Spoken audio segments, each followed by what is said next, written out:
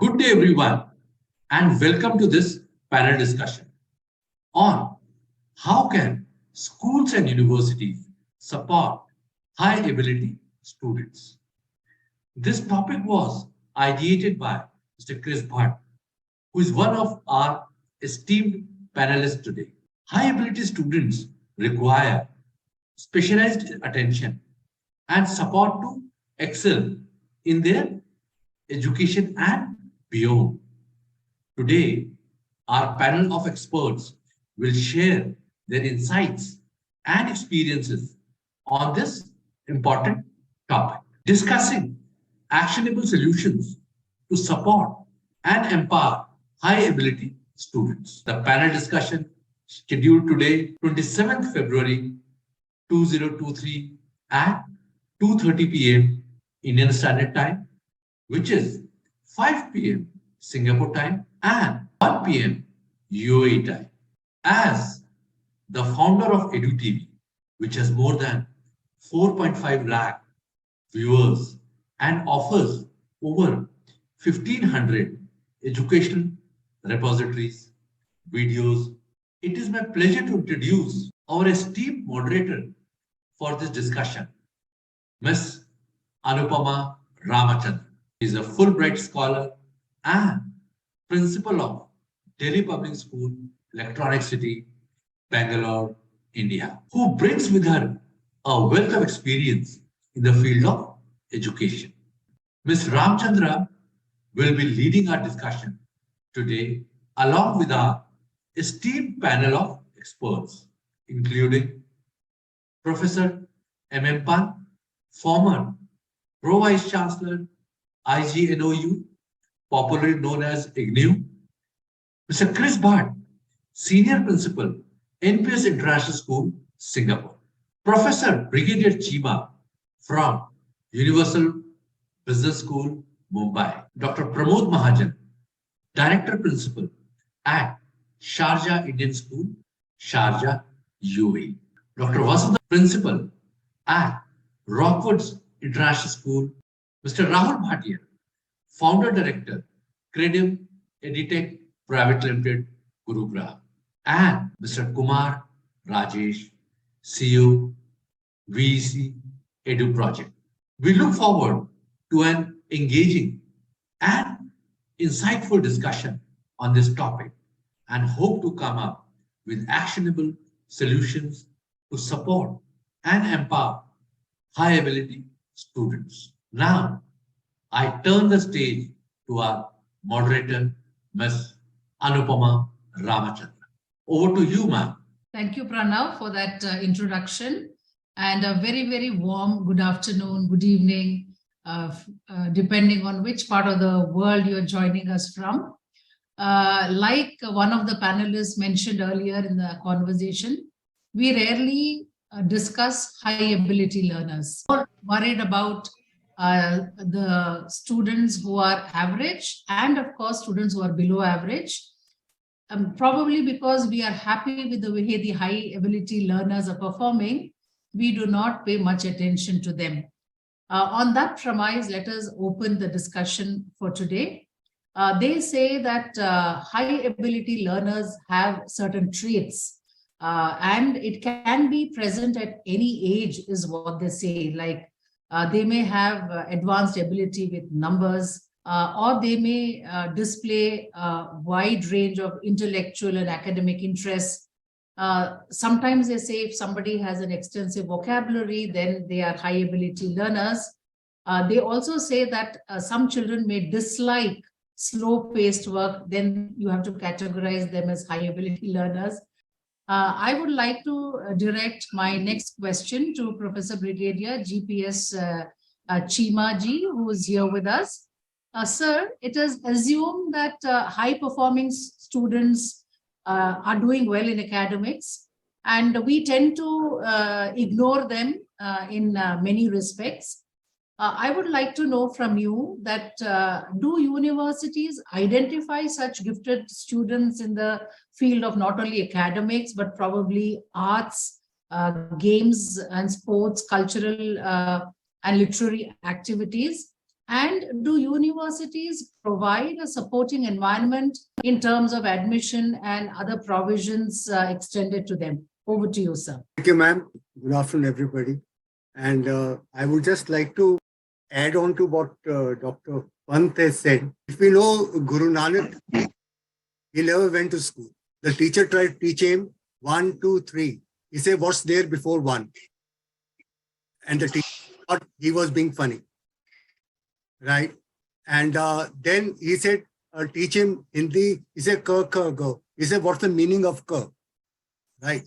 They say just an alphabet. No, he said, I want to know the meaning of ka. Like we were discussing in the morning only today, when somebody tried to teach that light travels in a straight line, he said, can we bend light? Right? And somebody thought that student was being funny. And that's how fiber optics came into being. Right? And like Dr. Pant said, the teachers of Thomas Edison, they say he's an adult child. So we could not identify the ability of a child. Now, coming to your question, ma'am, as academicians, as teachers, as professors, we can make out that, certain children, they are a little hyper in the class. They are very quick to pick up. And sometimes when you're, teaching the mundane stuff, they become disinterested. And like even right from the beginning, when you admit them or you see them in the class, then you can feel that energy of the student is at a different level. Now, you see that energy in the student, you can only shape it, you can only direct it, you can only take it to the higher level and see where the interest of the student lies. More in our system of studies, the Cardiff Met, we are not into rote method. We are into more reflective method. And I would say that out of our assessments, 80% are research-based and 20% are examination-based. Now, examination is basically we are trying out the recall system of a student, that how fast and how well the person can recall the memory system and reproduce. We are not looking at the creativity of a student. When we are into this research work, majority, it is more about analysis, about evaluation, about the application, about the creativity. So when we need to look at that, and when we give an opportunity to a student to be more creative, to be more free, to be more reflective, create something what that student feels that is more relevant, that is more different, and more, that is my experience, little experience in life, that when you give that opportunity to the student, don't tell the student how to do it. Leave that to the student, and then you will find that student will absolutely shock you with the kind of creativity, pleasantly shock, right? And the kind of thing they can do. Universal Business School, what we try to do is, majority of our focus is of academics is on experiential learning. So when you put those people into experience it, do the things with their own hand, do the things with their own way, do the things in what their way of thinking is, then you realize that their way of doing things is much better than you could ever think of. So whether we put them into leadership roles or we also put them into some projects, some social projects, then we also, put them, we have the clubs, they also run, actually the students, they run a private limited company at Universal Business School. It's Excologne Private Limited. Its shares are there in the share market, right? They do everything as a CEO, as CEO, as CTO, CFO, and they run the whole company themselves. And it is a profit-making company. And they have a very deep selection system. And that's how they are doing things in a very, very different way. And when you encourage people, when you don't say that 2 plus 2 is 4. The student may come with the idea 2 plus 2 is 22, and the student may be right. Right? So you have to put the student to that, open up a space, see the ability, and provide all the opportunities to the student so that they can learn. And what we also try to do is we also try to put them on the global platform, doing project works with the other students from other universities. They're connected and they create something which is a challenge for a company, a challenge for a system, a challenge for a society. They come up with those answers. That's it, beyond the academics that we take them.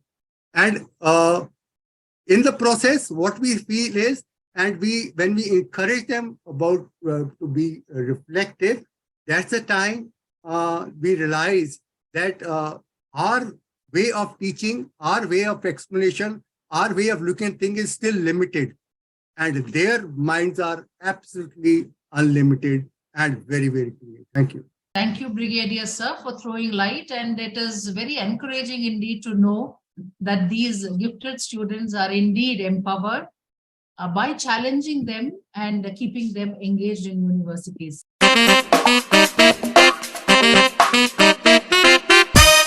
Ladies and gentlemen, as students of Delhi Public School, Bangla East, we, Ashriya and Melanie, are excited to announce that EDU TV has started a movement for higher education for all.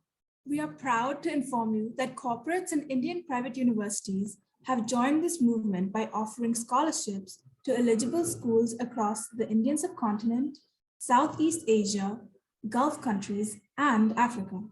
These scholarships are based on merit, sports, extracurricular activities, need-based, principal's recommendation, innovation by students, girl scholars, wards of defense personnel, daughters and sons of teachers, admission aspirants from remote places, SAARC country aspirants, students who studied in war zones, single parent, students with more than 2 siblings, and students whose parents are not eligible for bank loans.